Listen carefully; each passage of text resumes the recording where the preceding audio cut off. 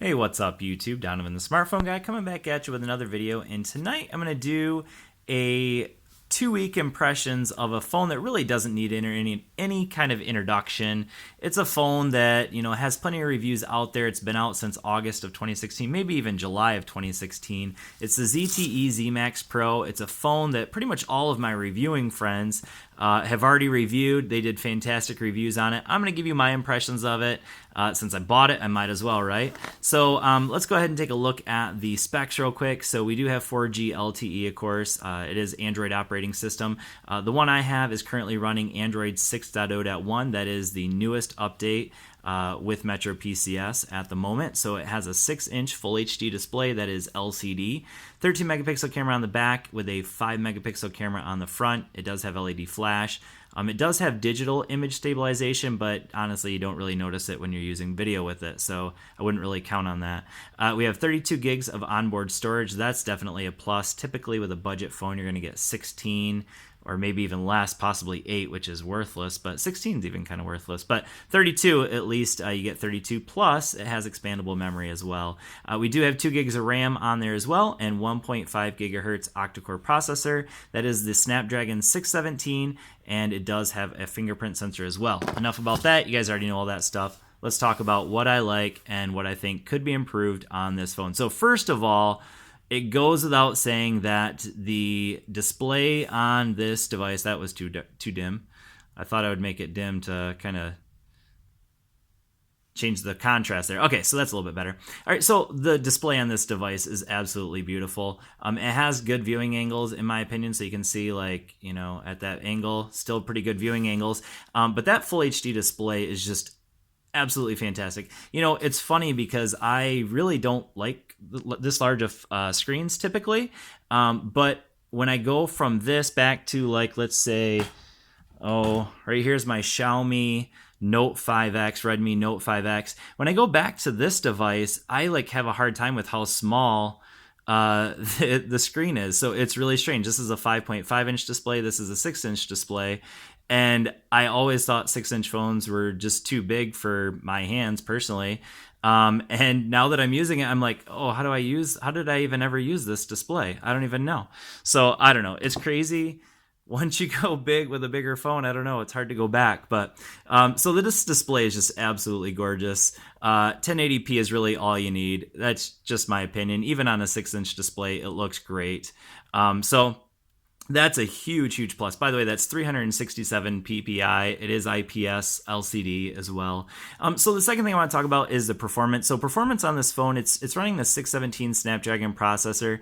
Performance for me has been spot on. There really hasn't been any major issues, using Facebook Messenger, Twitter, whatever it is that I'm using. Even a little bit of light gaming. So I don't play any heavy games. So you can see the games I play, like honestly, I don't even play. I'll play NBA Jam, Beach Buggy Racing, Hill Climb 2. Nothing that is a heavy load on the phone, but all those run very smoothly. So I've had zero issue with performance. Obviously, maybe if you ran some heavier games, it might run into some issues. But for me, for the games I play, no issues. And in day-to-day performance with social media, Netflix, things like that, I'm not having any kind of issues with the performance. So performance is good. Again, 2 gigs of RAM. And if we go back in here to multitasking, let's see if we can jump right into Geekbench. There it is. All right, so I don't think it's probably going to load it because it loaded pretty quickly. And going into the history, so I'm not even sure what this one's all about. I didn't do that because I didn't even have the phone back then. But on March 14th, so today is what, March 21st when I'm filming this. So we have that's just the score that it ran at that point. So 700 for the single core, 2100 for the multi-core score. So just in comparison, this phone has the Snapdragon 625, and let's see, let's go to Geekbench here, go into the history. So this is, again, the Redmi Note 4X from Xiaomi. Let's see if it'll actually load that. All right, well, anyways, that one scored right around a 3,000 for the Geekbench score. So this one's obviously a little bit slower, but still performance is quite good. I already mentioned the software. I like the software that they have on there, but obviously you can see that I'm running Nova Launcher. And just in case anyone is wondering, the icon pack that I use is called Dark Matter. It's 99 cents on Google Play, and I just really like the icons, kind of cool. But I'm running Nova Launcher on it. But the stock launcher it comes with isn't too bad. There's some decent gestures that you have available in the settings. Oh, so like with the fingerprint sensor, if I go in here to, where's the security option? There it is. So security, we do have, let's see, fingerprint. Okay, so I gotta turn this off the camera for a second. I don't even know if that was off the camera, but it doesn't really matter. All right, so in here we can do this quick open app. That's kind of a cool little feature that it has. And then there's some other little features that are available within the settings. So the navigation key, we can change those as well. We can turn them back and forth. You can see that obviously we have backlit display there, backlit capacitive buttons down there. So that's also, I don't know. I actually prefer the onboard software keys for back, home, and recent apps, but capacitive buttons, at least they're backlit, so that's nice. So that being said, fingerprint sensor, also another plus for a budget device. I forgot to even mention this. The price is probably the number one thing that I think is a huge plus, because if you get this right now on Metro PCS, there are a number of phones you could choose from, because right now any phone that's basically under $100 is free if you open a new line or if you're porting a line. So when I ported a line from Cricket, I got this phone basically for free. I just had to pay for my month of service. So for me, that I got the full, $60 unlimited data, 10 gigs of tethering or something like that. And for that, I paid $60 and I got my month of service plus the phone. That is just fantastic. For a phone, basically, I got it for free. And this is a dynamite phone, I think, really, for $200, it's a good phone. But for free, it's a great phone. So yeah. The price is definitely a huge plus. So let's go ahead and take a look at the fingerprint reader. Fingerprint reader it's not the best fingerprint reader. It's definitely not the fastest. So let's just do a quick comparison. So I have, again, this is the Redmi Note 4X. This is from Xiaomi. So we'll just do them at the same time. So 1, 2, 3. You can see that the Note 4X definitely is the faster of the two. Now, this is a $200 phone, or really, if you're looking at the full price of the two phones, they're really about the same. This one's 170 to 160, maybe 180 at the most is what I see it for. That's a fantastic phone as well, by the way, but it doesn't get 4G in the United States. So this phone, the fingerprint reader is pretty good, not great, but it's good. With that being said, let's talk about some things that I think are maybe not perfect. They're still okay, but so the fingerprint reader would probably fall into that category. So it does have Type-C charging. I forgot to mention that, and it does support fast charging. It's just not like 3.0 or anything like that. It does support fast charging though. So with that being said, let's talk about the neutral things that I'm maybe not so. They're not great, but they're not bad either. And that would be the battery life. So I was kind of surprised by this. I was expecting really good battery life based on previous reviews I had seen from other reviewers. But I think that some of the updates have caused maybe some slowdowns with the battery.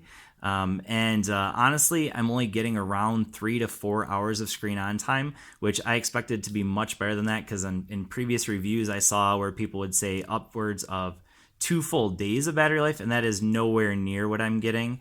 There's no way I'm getting 2 days. I usually am having to top it off in the middle of the day.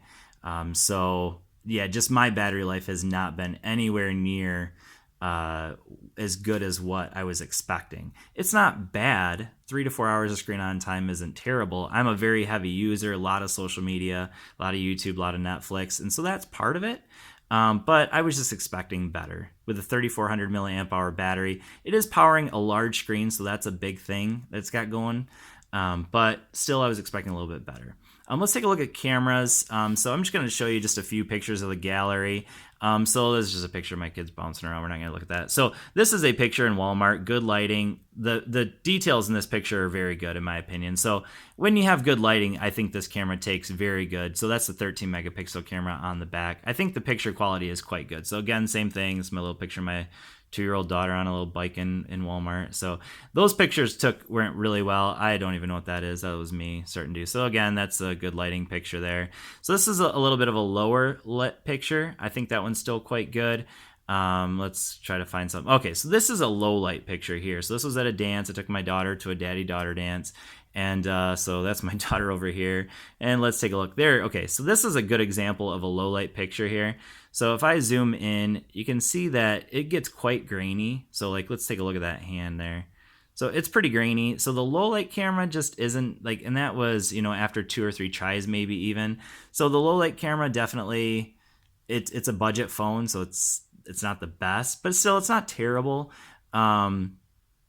It's definitely not the worst. It's not like a Blue phone, you know. Sorry, Blue.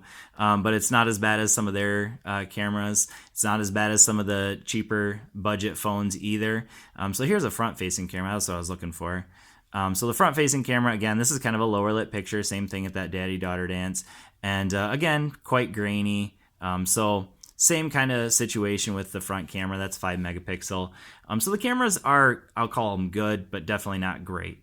And then the last thing I want to talk about is the cons. There's really only one thing, and I've talked to other reviewers about this, just trying to get their opinion.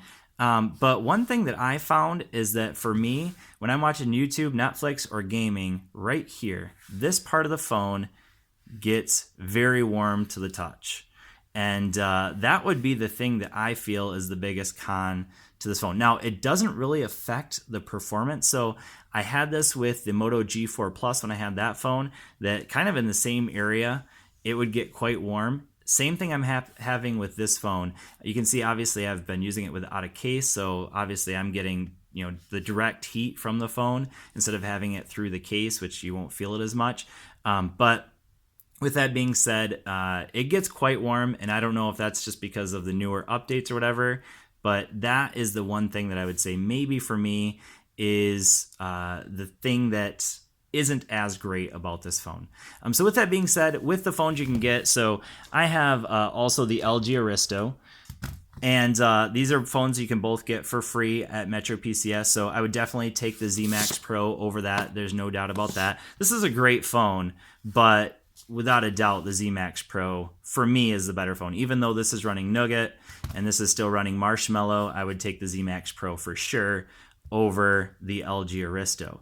Now, if you can actually find the Samsung J7, I searched for probably 2 weeks, 3 weeks, trying to find the Samsung Galaxy J7 at any Metro PCS. There's like 5 of them in my area. None of them had the J7. And so eventually I just said, well, you know what? I'm going to get the ZMax Pro. It's a phone that a lot of people have been talking about, that a lot of people love. So I just got it. And I don't regret it, but the one I wanted was the J7. So if I could suggest a phone that you could get for free at Metro PCS for those that are under $100, I would probably say the J7, but this is a phenomenal device, so I wouldn't, go against this one either. So of these two, I would definitely say get the ZMax Pro, unless it's too big for you. Then, the Aristo is still a very good phone. But with that being said, I'm peacing out. This has been a long video, a lot longer than I was expected. Hopefully this is helpful for you if you're interested in picking up some phones on Metro PCS. I will see you all in the next video. Adios.